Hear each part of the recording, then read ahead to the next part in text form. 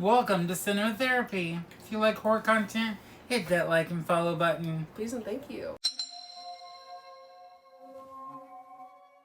We are currently ending our Halloween marathon with Halloween Ends because it ends. This is the last one. This is the last of the theatrical release films for now. So far. For now. I'm sure there'll be more much later. We can never get rid of Michael Myers ever, but for now, this is how it ends. If you include the new YouTube movie, this comes after Halloween Aftermath. But this is like the last theatrical movie that was released back in 2022. Yes. So this is an interesting one because, again, this is a very polarizing film.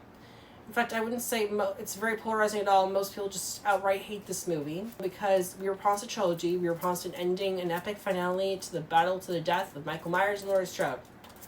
And that was not entirely what we got. We got that in the ending. And we got Laurie Strode back.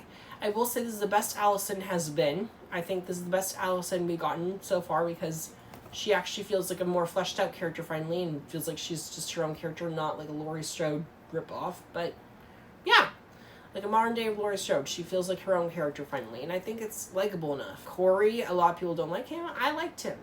Okay? No. I actually liked the story with Corey. No. Fight me.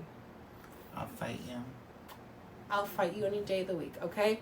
Everyone can hate me to hell and back. Corey was a whiny little bitch. Corey actually had an interesting story to him. I think. He did, but like. Yeah, you just said he did. Shush. I have a moment. I'm holding the mic. This movie does something interesting. We haven't seen Michael Myers have the power to trance others to do bad things since Halloween 4. In the end, where Jamie is holding the scissors and she kills her stepmother until she doesn't because Halloween 5 has her ruined and she just stabbed her and she's fine and whatever. But this movie says that he can do this, and so now he's like this meta-human inside like a cave. It's in the sewers. Which is just kind of dumb, I guess. But I actually think this movie has some saving graces. I think what they do with the cast is a little more likable here. They bring the story back to its roots, finally. It actually feels like it has some grounding and footing. It's not just like this random, we're gonna kill, evil incarnate. So I do have respect for that, for dialing back and making it more true to life again. It shows a different story and ties it into everything else, and it does get a little bit overboarded with different concepts and stories stuff happening, but it moves along. I like the references to John Carpenter's other works and Christine, a lot of 80s horror. I liked the atmosphere of this film. I think it's a fair movie, and I think it needs a lot of people to rewatch it because I don't understand why this is worse than Halloween Kills. You could tell me every reason in the book why it's better. It's not the fact that it's worse than Halloween Kills. It's the fact it's the ending that we didn't get. Yep, but it's a good enough movie on its own. From going from Halloween Kills you can't to tell Halloween me that Ends, Halloween Kills is a better movie on its own. You can't Halloween tell me... kills off her daughter. Okay. You would think at the end of that movie that Laurie Strode would be fucking pissed and would want to go after Michael Myers. But it's a few years later. She sits there and she's like, "Oh, I've moved on with my life. This is a few years later. My trauma has turned me into writing books for a living. Hold on. And I'm much more content with myself now because I'm much more of a happy person." She's not happy in this movie. In It's fact, I would say this is far from the opposite. It shows she's I'm sorrow. sorry, but if my daughter... She feels beaten. I think this is a Laurie Strode that I think is very realistic. Okay? If you look at the original film and you see your trauma. She's not doing that trauma shit anymore. In fact, they give her character evolution in this film.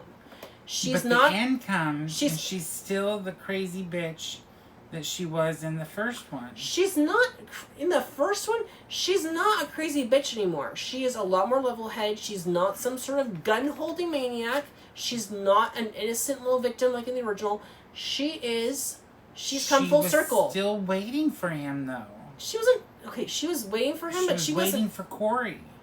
She wasn't waiting for Corey until finally she started to think he had the evil, which was a little weird. But she wasn't waiting for evil until she thought she saw it in him. In fact, at first she helped him. But I will say, The more I watch this movie, You are so incoherent. the more I like it. Can you stop being so incoherent with the way you mention these? Okay, so in the beginning, she actually tries to help him with these dumbass kids.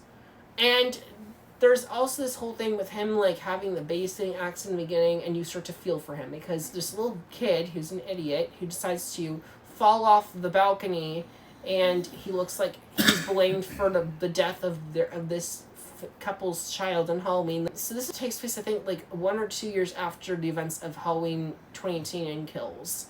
I think Yes, 2 years. because there's a scene in Halloween Aftermath that has Corey in it. They talk about Corey.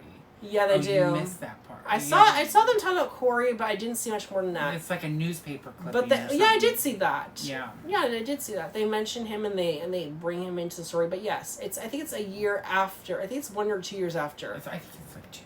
Yes, it's 2 years after. So in this one, Allison and Lindsay are living with Lori. They have a little women's thing here going on. And Lori is a writer, and I actually don't mind that. I think it makes sense for Lori. You know, in the original, we talk about how Lori's so smart. Guys wouldn't date her because she's so smart. She's into books.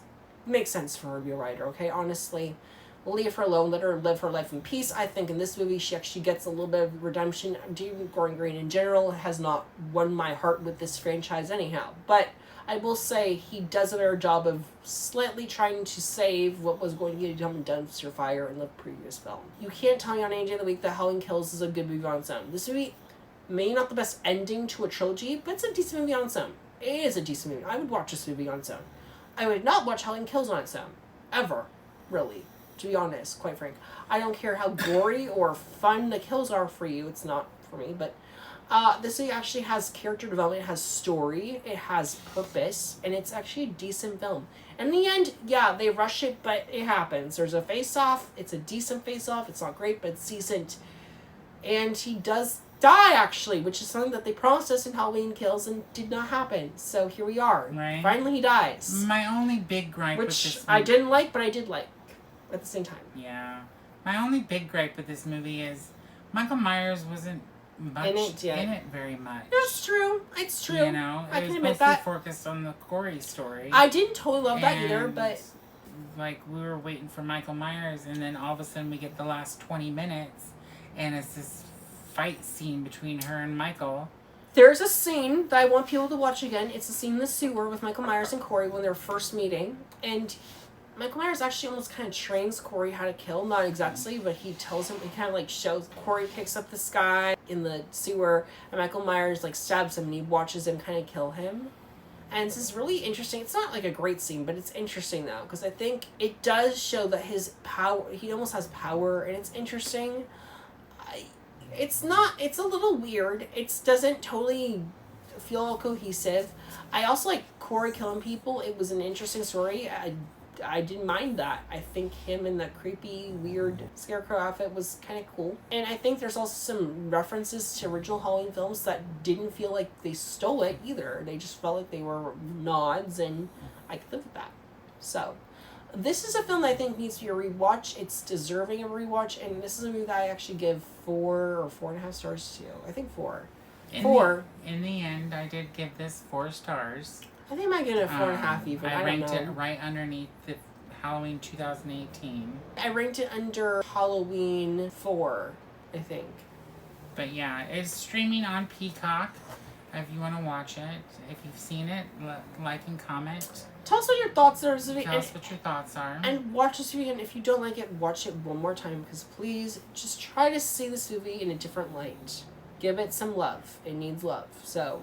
And if you like horror content, hit that like and follow button. Yes. Just remember, in the end, evil never dies. Michael Myers will be back again to terrorize us all in a new timeline or new something. I don't know what. We'll figure it out. Till the next video. Till the next video, take care. See you when Michael Myers is 200 years old in crutches.